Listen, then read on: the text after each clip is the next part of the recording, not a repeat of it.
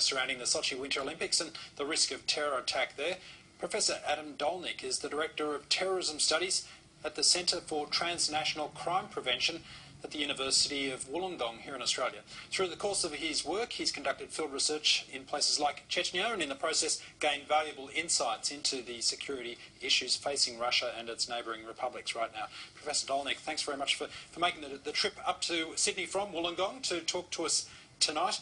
As we just heard, US media outlets have been breathlessly reporting on warnings about the threat of toothpaste bombs on board aircraft, even though the US hasn't upgraded its travel warnings for those heading to Sochi, suggesting perhaps this is more of a generic warning than any particular threat that might be faced. In my view, this is a very general warning that's in line with many of these security warnings that have been issued in the past related to aviation security. And US officials have been quite quick to issue warnings, even on failed attacks in the past. And there was an important line that you mentioned, that there is no specific information leading to the belief that this would be a real threat. So I do think that the threat is remote. Okay, what is your assessment then of the security threat overall for the Winter Olympics? Well, the easy answer is, it's a very dangerous situation. The Russians have distributed the photos of 4 alleged female suicide bombers, 1 or 2 of whom are already believed to be in Sochi. They were the 3 attacks within the span of 2 months in Volgograd. Doka Umarov, the leader of the Chechen resistance, has announced a couple of months ago that they would attack the Sochi Olympics. So it's not surprising that people are concerned. And I saw a poll that said 57% of Americans are concerned about the safety of the Sochi Olympics. So it's very easy to say, yes, it's very dangerous. My experience is that whenever you have such big urgency about specific events, the threat usually does not materialize.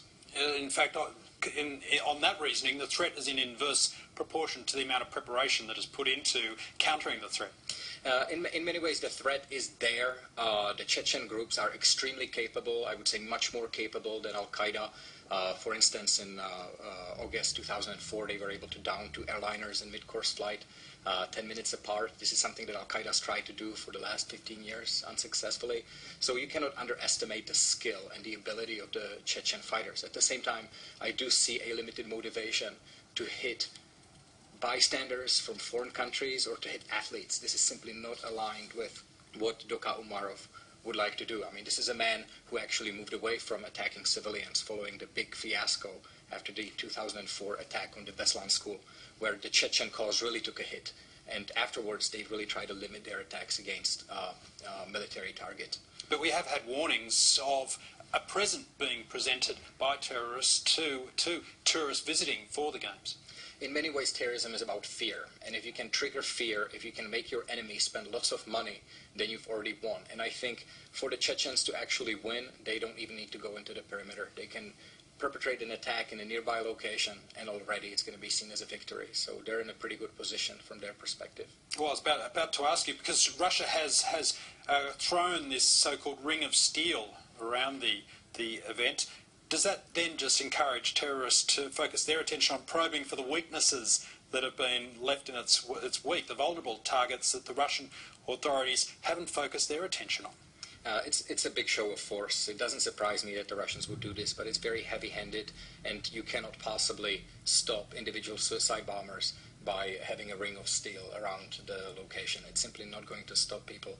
And my suspicion is that the Russians are actually drawing a lot of attention to the security issues, partially to draw away attention from some of the lacks, if you will, in preparation for the Olympics. Tell me a little bit more about these very evocatively dubbed individuals known as the Black Widows. I've interviewed the families of some of these alleged Black Widows, and in many ways this is a kind of a media label, the idea that these women lost husbands and they're avenging their deaths. Now, we can say that out of the 4 women who were specified by the Russian FSB as being a threat to the Olympics, 2 of them fit that profile, the other 2 not so much. it's not that hard to find people who were affected by the violence in Chechnya. I mean, out of a population of less than 1 million, you had 150,000 people killed. So everybody's affected, and you can basically slap that profile onto everyone. There is one particular person, Ruzana Ibragimova, who is alleged to be in Sochi already, according to the FSB. She survived an assassination of her husband. She was sitting next to him in the car. He was killed next to her. She has a big 10-centimeter scar on her face. She has a limp.